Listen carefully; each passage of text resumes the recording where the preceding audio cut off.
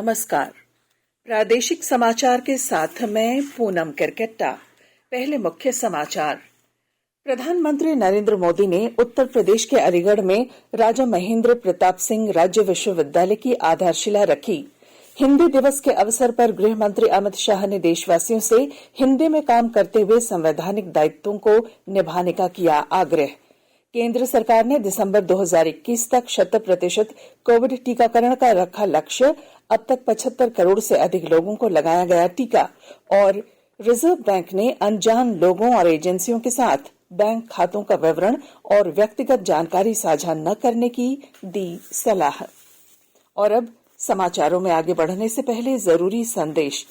देश भर में 18 वर्ष से अधिक आयु के सभी लोगों के लिए सरकारी केंद्रों में निःशुल्क टीकाकरण अभियान चलाया जा रहा है।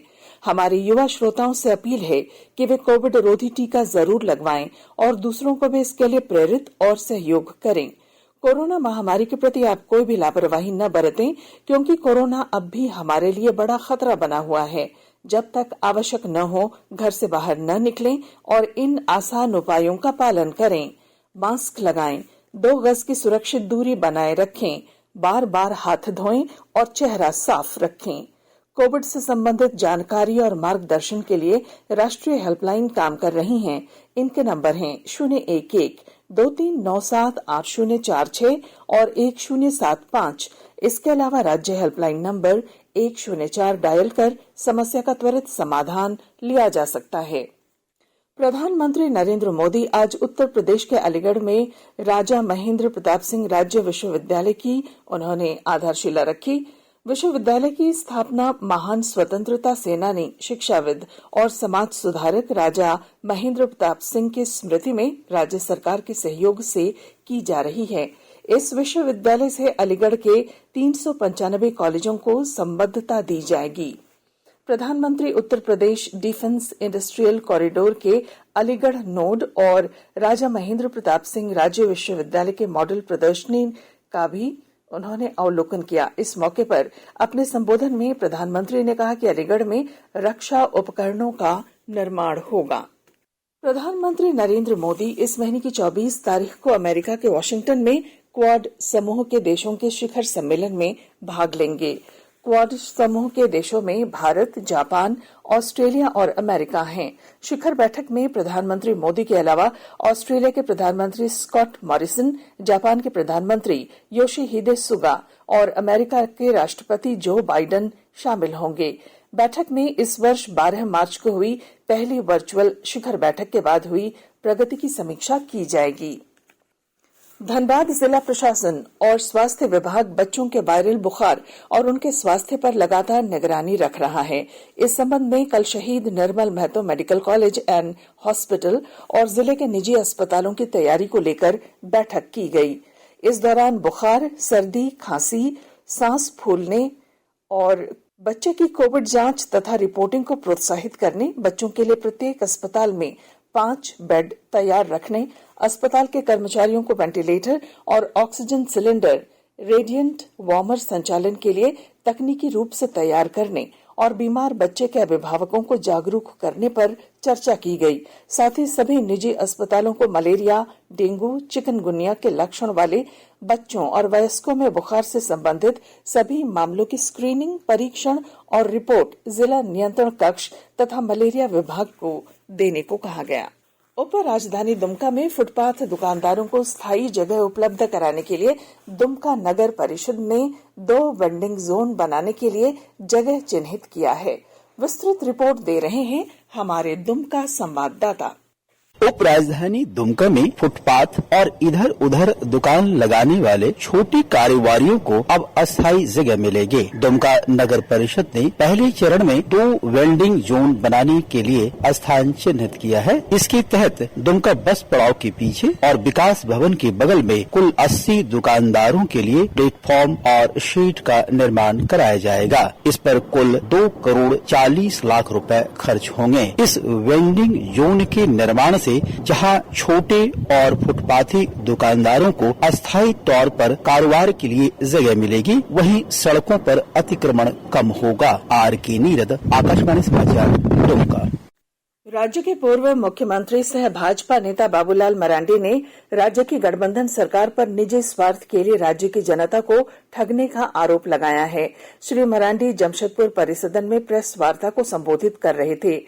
उन्होंने कहा कि राज्य सरकार जिस तरीके से राज्य में काम कर रही है, उससे न तो केंद्र की सरकार के राजस्व में बढ़ोतरी होगी और न ही झारखंड की जनता को कोई फायदा होगा। केंद्रीय वित्त मंत्री निर्मला सीतारमण ने 17 सितंबर को लखनऊ में जीएसटी काउंसिल की बैठक बुलाई है। बैठक में सभी राज्यों के प्रतिनिधियों को आमंत्रित किया गया है। इस बार राज्य के वित्त मंत्री डॉक्टर रामेश्वर उरांव निजी कारणों से बैठक में हिस्सा नहीं ले पाएंगे। इसलिए डॉक्टर उरांव ने मुख्यमंत्री हेमंत सोरेन से कृषि मंत्री बादल को बैठक में शामिल होने की अनुमति देने का आग्रह किया था, जिस पर मुख्यमंत्री ने सहमति दे दी है। आज देश भर में हिंदी दिवस मनाया जा रहा है। सन 1949 में आज के दिन संविधान सभा ने देवनागरी लिपि में हिंदी को राष्ट्र की आधिकारिक भाषा के रूप में स्वीकार किया था। आज हिंदी विश्व में व्यापक रूप से बोली जाने वाली भाषाओं में एक है। इस मौके पर गृह मंत्री अमित शाह ने देश की जनता से ये संकल्प लेने की अपील की है कि वे देश के प्रति राष्ट्रीय कर्तव्यों का पूरी जिम्मेदारी के साथ निर्वहन करेंगे और हिंदी में काम करते हुए संवैधानिक दायित्वों का पालन करेंगे। हिंदी दिवस के अवसर पर आयोजित कार्यक्रम में श्री शाह ने कहा कि सरकार देश में सभी भाषाओं के संरक्षण के लिए प्रतिबद्ध है। उन्होंने कहा कि प्रधानमंत्री नरेंद्र मोदी के नेतृत्व में सरकारी कामकाज हिंदी भाषा में हो रहा है। उधर उपराष्ट्रपति एम वेंकैया नायडू ने हिंदी दिवस की शुभकामनाएं दी हैं। श्री नायडू ने एक ट्वीट में कहा कि लोगों को हिंदी दिवस पर संविधान सभा के आदर्शों को याद रखना चाहिए। वहीं प्रधानमंत्री नरेंद्र मोदी ने भी लोगों को हिंदी दिवस की बधाई दी है। अपने शुभकामना संदेश में प्रधानमंत्री ने कहा कि हिंदी को सक्षम और सशक्त भाषा बनाने में विभिन्न क्षेत्र के लोगों ने महत्वपूर्ण भूमिका निभाई है। आकाशवाणी के ताजा तरीन समाचारों के लिए आप हमारी वेबसाइट newsonair.com पर लॉग ऑन कर सकते हैं। ताजा समाचार Twitter handle @AIR News Alerts और Facebook page all India radio news पर भी उपलब्ध है। आप प्रादेशिक समाचार एकांश के ट्विटर हैंडल @AIR News_Ranchi और फेसबुक, इंस्टाग्राम पेज तथा YouTube channel AIR News Ranchi पर भी हमारे बुलेटिन सुन सकते हैं।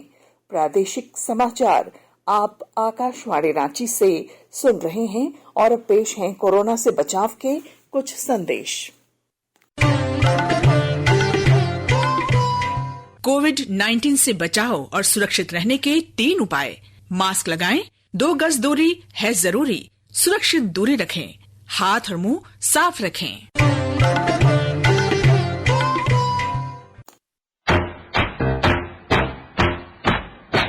चलो मिलकर एक शुरुआत करें, चलो एक फैसला आज करें, मास्क नहीं तो टोकेंगे, कोरोना को रोकेंगे, चलो एक वादा करते हैं, चलो कुछ वादा करते हैं, मास्क नहीं तो टोकेंगे, कोरोना को रोकेंगे। भारत सरकार द्वारा जनहित में जारी। केंद्र सरकार ने दिसंबर 2021 तक 100% कोविड टीकाकरण का लक्ष्य रखा है। टीकाकरण अभियान के तहत अब तक देश भर में 75 करोड़ 22 लाख कोविड रोधी टीके लगाए जा चुके हैं। पिछले 24 घंटों के दौरान 78,66,000 से अधिक टीके लगाए गए। केंद्रीय स्वास्थ्य मंत्रालय ने बताया है कि देश में 99% से अधिक हेल्थ केयर वर्कर्स और फ्रंट लाइन वर्कर्स को कोविड वैक्सीन की एक खुराक दे दी गई है। केंद्रीय स्वास्थ्य मंत्री मनसुख मांडविया ने कहा कि देश का सबसे बड़ा टीकाकरण अभियान लगातार नए कीर्तिमान बना रहा है। देश ने अपनी स्वतंत्रता के 75वें वर्ष में टीकाकरण में 75 करोड़ का आंकड़ा पार कर लिया है। इधर झारखंड में अब तक 1,48,60,891 लोगों को कोविड रोधी टीके लगाए जा चुके हैं। झारखंड में कोरोना का असर अब समाप्ति की ओर है। राज्य में अभी 117 कोरोना संक्रमित मरीज हैं। राज्य में अब तक कोरोना से 3,48,079 मरीज ग्रस्त हुए थे। इनमें से 3,42,829 मरीज ठीक हो चुके हैं, जबकि राज्य में कुल 5,133 मरीजों की मौत हुई। झारखंड में कोरोना का रिकवरी रेट 98.49% है। केंद्र सरकार कोविड महामारी के दौरान लोगों की सुविधा के लिए बनाई गई राष्ट्रीय स्तर की हेल्पलाइन नंबर के बारे में लोगों को जागरूक कर रही है। सूचना प्रसारण मंत्रालय अपने विभिन्न विभागों के माध्यम से इन हेल्पलाइन के बारे में जागरूकता बढ़ा रहा है। नंबर इस प्रकार हैं। कोविड संबंधी सवालों के जवाब के लिए स्वास्थ्य और परिवार कल्याण मंत्रालय की हेल्पलाइन 1075, राज्य हेल्पलाइन 104, महिला और बाल विकास मंत्रालय की चाइल्ड हेल्पलाइन 1098, वरिष्ठ नागरिकों के लिए हेल्पलाइन 14567, मनोवैज्ञानिक सहायता के लिए नंबर है 0804611007, आयुष कोविड परामर्श के लिए 14443 और MyGov WhatsApp help desk number है 9013151515। देश के 75वें स्वाधीनता दिवस समारोह के उपलक्ष्य में आजादी का अमृत महोत्सव के अंतर्गत प्रादेशिक समाचार एकांश आकाशवाणी रांची द्वारा स्वाधीनता संग्राम और उसके गौरवशाली इतिहास पर 18 अगस्त से साप्ताहिक अमृत महोत्सव क्विज का शुभारंभ किया गया है।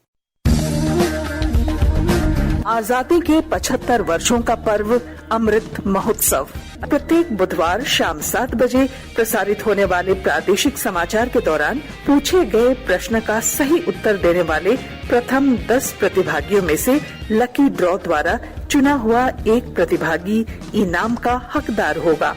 इसके लिए सुनते रहें आकाशवाणी रांची का प्रसारण।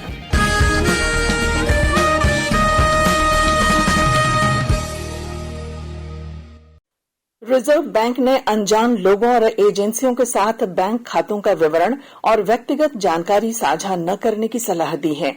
रिजर्व बैंक ने लोगों को सतर्क करते हुए कहा कि व्यक्तिगत डेटा, केवाईसी दस्तावेज, खाता लॉगिन प्रमाण, पहचान संख्या, पिन, पासवर्ड और ओटीपी जैसी जानकारी अनजान लोगों या एजेंसियों को नहीं दें। अनधिकृत वेबसाइट या ऐप पर भी ऐसी जानकारी नहीं देनी चाहिए। आरबीआई ने बैंकों को भी सलाह दी है कि ऐसे खातों के संचालन पर जिनका केवाईसी अभी तक नहीं हुआ है, इस वर्ष 31 दिसंबर तक कोई पाबंदी न लगाएं। और अब संक्षिप्त खबरें।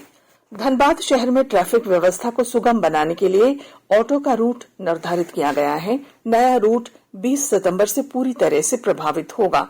सभी यात्री ऑटो को प्रारंभ और अंतिम पड़ाव तथा जिला प्रशासन द्वारा निर्गत यूनिक कोड को स्पष्ट अक्षरों में लिखना अनिवार्य होगा। झारखंड मंत्रालय में आज 4 बजे से झारखंड मंत्रिमंडल की बैठक होगी। इसमें राज्य के विकास से जुड़े प्रस्तावों पर चर्चा की जाएगी।